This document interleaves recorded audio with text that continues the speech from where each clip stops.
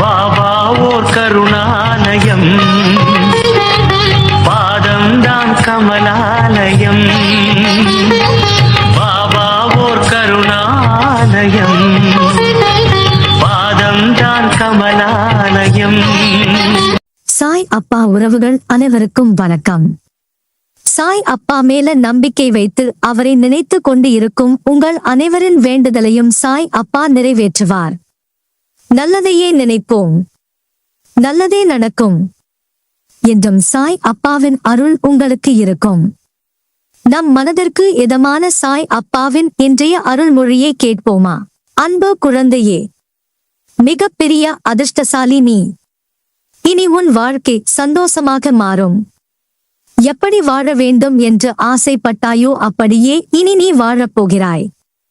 நீ விரும்பிய வேலை, உனக்கு பிடித்தமான உறவு, உன் உறவினர்கள் மதிக்கும் அளவிற்கு பணக்காரனாக வாழப்போகிறாய். எப்பொழுது கஷ்டம் தீரும் என்று காத்திருந்த உனக்கு இனி ராஜயோகம் ஆரம்பிக்கும். அழுது அழுது சிவந்து போன உன் கண்கள் இனி சந்தோஷத்தில் பூரிப்படையும். உன்னை பார்த்து மற்றவர்கள் ஆச்சரியப்பட போகிறார்கள். எப்படி இவன் வாழ்க்கை இப்படி தலைகீழாக மாறியது என்று புரியாமல் குழம்பி போய் நிற்கப் போகிறார்கள். நல்லதை மட்டுமே நினைத்தாய், நல்லதை மட்டுமே செய்தாய். அதனால் உனக்கு இந்த நல்ல வாழ்க்கை அமைந்துள்ளது. இத்தனை நாள் எப்படியோ இனிமேல் வரக்கூடிய நாட்களில் நீ கவனமாக இருக்க வேண்டும். வாழ்க்கையில் நீ செய்யும் காரியங்களை கவனமாக செய்ய வேண்டும். நீ ஒன்று நினைத்து அந்த செயலை செய்திருப்பாய். ஆனால் மற்றவர்களும் அதே கோணத்தில்தான் புரிந்து கொண்டு இருப்பார்கள் என்பது இல்லை. ஏனென்றால் உன் வளர்ச்சியை பார்த்து நிறைய பேர் பொறாமைப்படுவார்கள். நீ எப்படியாவது தவறு செய்வாய், அதை வைத்து உன்னை கீழே தள்ளலாம் என்று காத்து கொண்டிருப்பார்கள். அதனால் என்றைக்கும் பேசுவதற்கு முன்னர் கவனமாக யோசித்து பேசு. நீ பேசும் வார்த்தைகள்தான் உன் வாழ்க்கையை தீர்மானிக்கும். உன் சொற்களுக்கு நீதான் பொறுப்பு. ஒரு முறை கூறிவிட்டால் அதை மாற்ற முடியாது. அதனால் பேசும்போது கவனமாக பேசு. அது உன் மனைவியாக இருந்தாலும் சரி, குழந்தையாக இருந்தாலும் சரி, அல்லது உன் உறவினர்கள் யாராக இருந்தாலும் சரி, அவர்களிடம் பாசமாக பேசு. ஆத்மாவை காயப்படுத்தும் எந்த உரிமையும் மற்றொரு ஆத்மாவுக்கு இவ்வுலகில் கொடுக்கப்படவில்லை. அடுத்தவரை காயப்படுத்தி கஷ்டப்படுத்தி பார்க்கும் யாருக்கும் தண்டனை நிச்சயம்.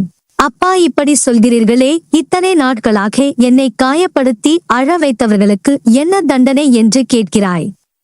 அவர்களுக்கு தக்க தண்டனை தகுந்த நேரத்தில் தரப்படும். அதை பற்றி நீ கவலை கொள்ளாதே. அதை என்னிடம் விட்டுவிடு. நான் அவர்களை பார்த்துக் கொள்கிறேன். அவர்களுக்கான தண்டனை கண்டிப்பாக கிடைக்கும். உன் ஆத்மா காயப்படுவதற்கு காரணமான அனைத்தையும் நான் எப்படி பந்தாடுகிறேன் என்று பார். இதுவரை நடந்தது நடந்துவிட்டது. அதை பற்றி பேசி பலன் இல்லை. நடந்ததை பற்றி நினைத்துக் கொண்டிருந்தால் இனி நடக்கப் போவதை யார் கவனிப்பார்? நீ என்னதான் அழுதாலும் கவலைப்பட்டாலும் நடந்ததை யாராலும் மாற்ற முடியாது. அது உன் கர்மவினை. அதனால் நீ கஷ்டப்பட்டாய். இப்போது உன் கர்மவினை முடிந்தது. உனக்கு நல்ல நேரம் ஆரம்பித்தது. இனி நடக்கப் போவதை பற்றி சிந்தி. இனி மேலாவது எல்லாவற்றையும் நிதானமாக யோசித்து முடிவு செய். உனக்கு ஏதேனும் சந்தேகம் இருந்தால் என்னிடம் கேட்டுவிட்டு செய். நான் உனக்கு நல்ல வழி காட்டுவேன். உன் வாழ்க்கையில் உன்னை ஆளும் பெரிய சக்தி உன் மனமும் புத்தியும் தான். மனமானது சஞ்சலம் இல்லாமலும் புத்தி நல்லதை மட்டும் தேடிக்கொண்டு இருந்தால் எந்த பிரச்சனையும் இல்லை. உன் வாழ்க்கையில் நல்ல நேரமானது ஆளும் போது உன் வாழ்க்கையில் எப்படி பயணிக்க வேண்டும் என்று உனக்கு புரியும். உன் புத்தியும் மனமும் உனக்கான நல்ல நேரத்தை தீர்மானிக்கும். இதுவே உன்னிடம் மாயை எனும் விதி சூழ்ந்துவிட்டால் மாயையில் உன் மனமும் புத்தியும் அகப்பட்டு கொண்டு இருக்கும். அது உனக்கான நேரத்தை எதிர்மறையாய் தீர்மானிக்கும். உன்னுடைய முடிவுகள் உன் வாழ்க்கையில் இடம்பெறும் இன்பமும் துன்பமும் உன் கஷ்டம் காலம் என்பது முந்தைய கர்மவினை.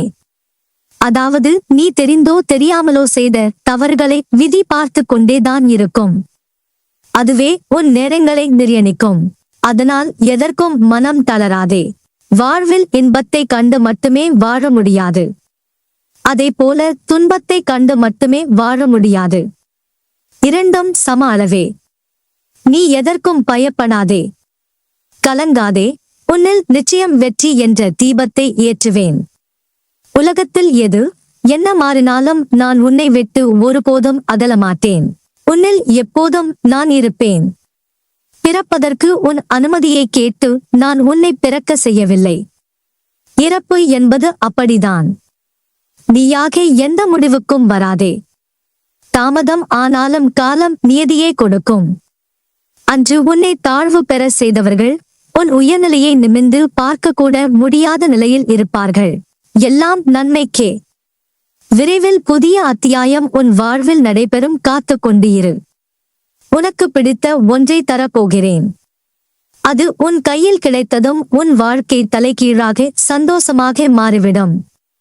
நீ விரும்பியதை பெறும் தகுதி உனக்கு நிச்சயம் உண்டு. அதனால் கவலைப்படாதே. எனக்கு தெரியும், உன் வாழ்க்கையில் சில நினைவுகள் உன் மனதில் வடுவாய் அமர்ந்து உன்னை அழுத்தி உன்னை முன்னேற விடாமல் உன்னை வேதனை என்னும் படுகுழியில் தள்ளி உன் வாழ்க்கையில் நீ முன்னேற வேண்டும் என்ற எண்ணத்திற்கு அது தடையாய் இருப்பதனால் திக்கு தெரியாமல் குழம்பி போய் இருக்கிறாய். நீ எதிர்காலத்தை யோசித்து எடுத்த முடிவை உன்னை போல் மற்றவர்களும் அதே கோணத்தில் யோசிப்பது இல்லை. நீ அவர்களை காயப்படுத்தினாய் என்பது மட்டும்தான் அவர்களுக்கு புரியும். சூழ்நிலை புரிந்துதான் முடிவை நீ எடுத்தாய் என்பது அவர்களுக்கு புரியாது. அதே கோணத்தில் அவர்கள் புரிந்து கொள்ள வேண்டும் என எதிர்பார்த்தால் கடைசியில் நீதான் காயப்பட்டு நிற்பாய். நம்மை நேசித்தவர்கள் உன்னை தவறாக புரிந்து கொண்டார்கள் என்று தானே வேதனை அடைகிறாய். எதற்கும் கலங்காதே, நான் உனக்காக தான் இருக்கிறேன். உன்னை நிச்சயம் நான் முன்னேற வைத்து வெற்றி பெற வைப்பேன். என்னை நம்ப, பொறுமையாக இரு, எல்லாவற்றையும் கடக்க நான் உதவுகிறேன். உன் மனதை மட்டும் என்னிடம் நிறுத்தி அமைதியாக இரு. பிறகு உனக்கு நடப்பவை எல்லாம் நல்லதாகவே நடக்கும். உன்னுள் இருக்கும் பக்தியை கண்டு நான் வியக்கிறேன். உன் அன்பு உணரும் நிமிடங்கள் என் கண்களில் இருந்து ஆனந்தமாய் கண்ணீர் வருகிறது. என் பிள்ளை சாயப்பா என்றால் உயிராய் நினைக்கும். என் மீது பக்தியும் பாசம் செலுத்துகிறாய். நல்லது. அதனுடன் உன்னிடம் நான் எதிர்பார்ப்பது இன்னும் கொஞ்சம் பொறுமையாகவும் நம்பிக்கையுடன் காத்திரு. உனக்கான பரிசை நான் நிச்சயம் தருவேன். வாழ்க்கை எனும் பெருங்கடலில் வாழ்கிறாய். உன்னை நோக்கி வரும் அனைத்துமே ஏற்கனவே நிர்ணயிக்கப்பட்டது. அவற்றைத்தான் நாம் விதி என்போம். வாழ்க்கையில் விதி என்பது நல்லதோ கெட்டதோ, உன் வாழ்நாளில் தினம் தினம் அசைகின்ற அசைவு கூட அது ஏற்கனவே நிர்ணயிக்கப்பட்டதாயிருக்கும்.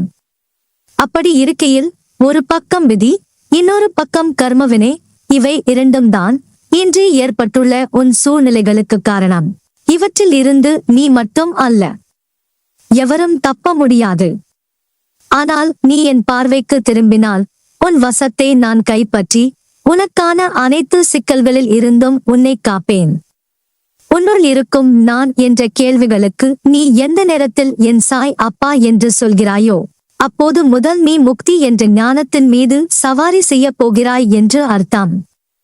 உன் மனமும் புத்தியும் ஜெயித்தால் நீ வாழ்க்கையின் அர்த்தத்தை உணர்ந்து விட்டாய் என்று அர்த்தம். உனக்கான வெற்றி காலம் ஆரம்பித்து விட்டது. உன் அம்மாவாக அப்பாவாக இருப்பேன். என் கனிமையில் வைத்து கருவறையில் காப்பது போல் உன்னை வளர்ப்பேன். நீ என் செல்ல பிள்ளை. மகுடம் சூடுவாய் என் மடியில் அமர்ந்து நீ ஜெயமாக நல்ல ஆரோக்கியத்துடன் எல்லா செல்வ வளங்களை பெற்று சீரும் சிறப்புமாய் நல்ல பெயருடன் நிம்மதியான மகிழ்ச்சியான வாழ்க்கையை பெறுவாய். உன் அம்மாவாக அப்பாவாக என்றும் உன்னை என் இருதயத்தின் கருவறையில் சுமந்து அரவணைப்பேன்.